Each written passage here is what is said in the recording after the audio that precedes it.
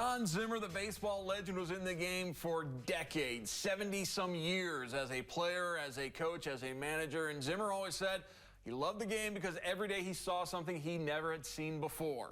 We welcome in Matt Melzak from the Toledo Mud Hens. And Matt, this past week, the Toledo Mud Hens perhaps saw something they had never seen before. As they took 5 of 6 from Rochester, that's not necessarily that newsworthy. They got outscored by 6 runs in that series. Thankfully, it's not aggregate scoring like soccer.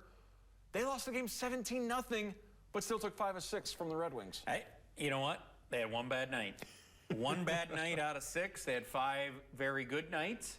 And in the end of the day, you go, okay, we've won 9 out of 11, 5 out of the last 6.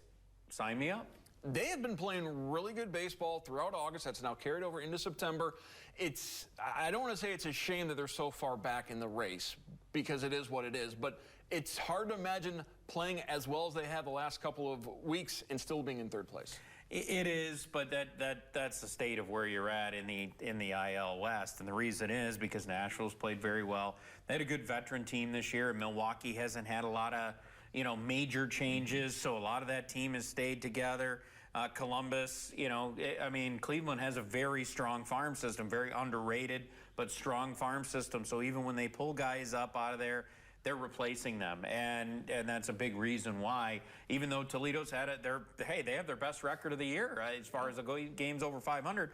It hasn't mattered in the standings. You still have a shot of catching Columbus, I think, but that's a pretty big and tall order to say, hey, you're going to catch Nashville. Now, if we were playing them, total different story. But the fact that you're not makes it difficult. And they do get that series with Columbus in a couple of weeks. Outside of that one bad night, what stood out the most to you from that series in Rochester? I think it was the pitching. I think the ability of the pitchers to really limit a Rochester team that, I mean, hey, they had the one great day where everything worked for them and they scored a whole boatload of runs. But other than that, the Mud Hens did what they should do to a team that is now struggling in their roster. Washington, they traded away a lot of big pieces. They've had a lot of injuries this year. They've called up a lot of guys. And Rochester just isn't the same team that we saw at the first week of the year. So I think the Mud Hens pitching, getting it done, what they needed to do. And congratulations go out to Josh Lester. We talked about this a couple of weeks ago. He finally gets that call up to Detroit, and kind of for the reasons we predicted that Miguel Cabrera went to the disabled list, so that opened up the spot. Josh Lester finally making his MLB debut. Yeah, looking forward to seeing him get in a lineup, and it's overdue for him, the way he's been hitting the baseball. I mean, you look, since basically the beginning of July, he's been well over 300. He's hitting with power, something that they're sorely lacking there on the Tigers roster. So it'll be interesting to see if his game could translate a little bit. He wouldn't be the last prospect or player at 28 years of age to pop up into the majors and all of a sudden have a productive 3 or 4 years mark. We've seen it before. The first name that comes to my mind is Stephen Voigt of Oakland, a guy that was 28, 29 years old, had been toiling in the minors, all of a sudden gets a shot in the majors and does well. Can Josh Lester do that? Maybe, maybe not. Maybe he's just up there for a few weeks and we see him back in Toledo. But you know what? You got to find out. And I think it's right on the Tigers to make that call. Let's give him a shot.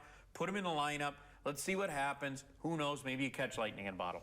You mentioned the pitching against Rochester. That pitching might get stressed a little bit this week because Saints come into town. It starts off that doubleheader tomorrow. Yeah, it does. And the reason why is because we started this game in St. Paul. It ended up getting rained out. So we got to pick up that game, so to speak. So the game will actually open. I mean, a little bit after 5 will be our first pitch of the game, but it will feature the Mud Hens batting first still because it's in the top of the first inning. Mud Hens did have a 1-0 lead in that game. We'll play a full 9 innings there, and then after 30 minutes, we'll fire up the second game, which will be a standard 7-inning game like we would in a doubleheader. Yes, the first Tuesdays of all the remaining 2 series at home, both have doubleheaders. All right, thank you very much, Matt Melzak. Doubleheaders for the Mud Hens. Matt soon to be doing double duty. The walleye season coming very quickly. Right around the corner.